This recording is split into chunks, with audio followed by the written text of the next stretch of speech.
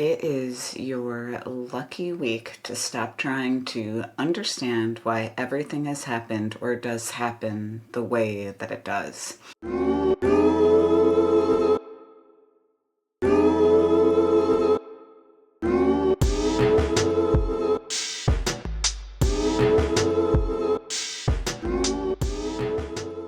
Hey, welcome in. I'm Emily Klintworth, and this week I'm looking at this fascinating upcoming Sagittarius Full Moon. And what I'm sitting with in the cosmic alignments is how to embody your own learning process. And I'm not just talking about any type of learning, but I'm talking about higher education. I'm talking about when you move into mastery over a subject or over a skill, which is ruled by Sagittarius and the 9th house. I think true mastery isn't in how much information you have, but how committed you are to the subject. And as you become committed to the subject, you could never run out of things to learn, test, explore, experiment. It is you just in the wild wilderness of it all. Almost like you come to the beginning through the end and realize now you get to see things clearly. Now you're truly learning. And it's just a beautiful way to fall in love with whatever it is you choose that is your 9th house mission in this life, which I don't know what yours is, and I'm certain you could guess what mine is. I am obsessed with astrology, and there will never be a day that goes by that I'm not studying it, learning it, understanding it, and bringing it deeper into my life. But why is this important, and why is this important now, and why am I'm filling you up with all this information about the 9th house? I think that all of us can get blocked between the 3rd and the 9th house. And I think this is because not that we lack commitment, not that we lack desire, not that we don't want to have mastery over something, but I think it's something far more sneaky, that there is a productivity wound in the collective. And this productivity wound, or womb, because we're born into it, and it's like we're in this womb of productivity from childhood on. In the womb, it's like this. It's that constant force from the world to be productive, to contribute, to do more. And it is a very scary reward system that I deeply dislike. It is a reward system of when you do a job well, all you get is more work. Do you understand me? It is a reward system of when you do well, it doesn't lighten your load. They put more for you to do in your repertoire, in your job description. All of a sudden, the job well done, the efficiency, the execution doesn't lead to freedom. It leads to more responsibility and more that really isn't yours to carry. And I think this productivity wound is so deep within the collective that most people don't see it. I cannot tell you how many times in this world I was rewarded for my good work with more projects, more responsibilities, not even more money, just the promise of more visibility within the structure. And this reward system is broken because guess what? My soul, your soul, the soul isn't interested in doing or becoming the best at something only to be shackled down and less free at the end of that journey. Do you understand what I'm saying? So if you're wanting mastery over something, your soul is hoping for freedom, creativity freedom, financial freedom, emotional freedom.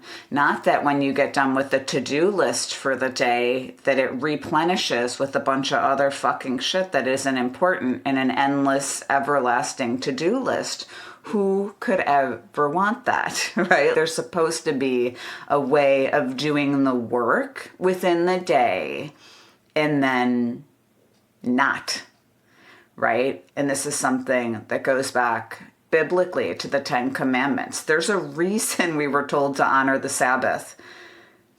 And I think it was because it was a reminder that not everything is supposed to be about work. And one day we're going to end up in a world that thinks more, and we're going to be stuck in this productivity wound. And why would that prevent you from mastery? Because it's embedded. Because if there's any chance that you getting great at something means more work, more responsibility, more pressure, more expectation, more of everything, think about it. What is the true reason for the soul to embrace that level of mastery or responsibility if it just gives you more and more shit you need to do? A full moon, if you really, really take the astrology into your being and you say, okay, a full moon is when the sun and moon are on opposite sides of the earth. It means the moon is in Sagittarius right now and the sun is in Gemini. Do you see what I am talking about with the full moon?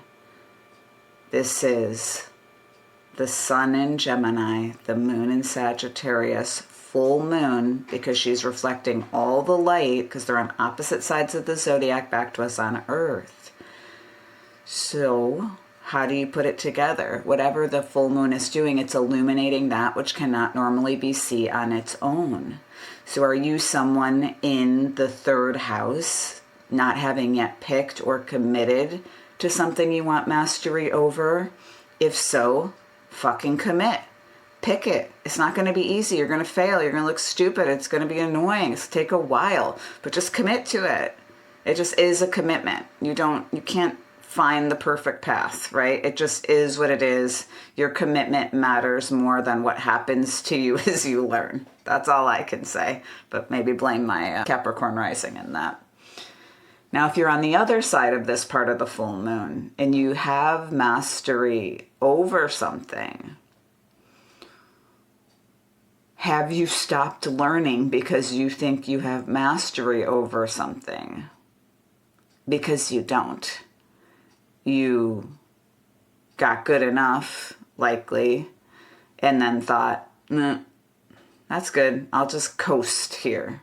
So if there's any part of you that thinks you're coasting, if there's any part of you that just wonders why you're not expanding, it's because your knowledge, your mastery isn't expanding with you. And these are the hard truths of the full moon that we should be sitting with, that we should be looking at. And I want to take you into your chart. You know I do. And I think the most useful thing to understand is how you can guide yourself through your own learning process that is unique, different than mine, different than your parents, different than your friends. It is unique to you. And the rising sign in the astrological chart will tell you so much about how you think, how you operate, what you do, why you'll never change this part of you, why people constantly misperceive and have a reaction to this part of you. Because your rising sign is the sign that leads. It's the sign they see first. It's the sign that just can really, in the physical world, never be taken away from the formula that is you. It is essential. It is a part of that blueprint. So go ahead and download the Natal Chart Navigator for free. I will soon have a much easier method for this process. However, we are still walking it out right now. Get that Natal Chart Navigator for free on the website. Grab the AI prompt below, cut and paste it into your AI, and then learn about your rising sign, this beautiful Sagittarius full moon, where you are with your learning to mastery and where you need to focus over the next couple weeks. All right, thanks for tuning in. I'll see you next week. Bye.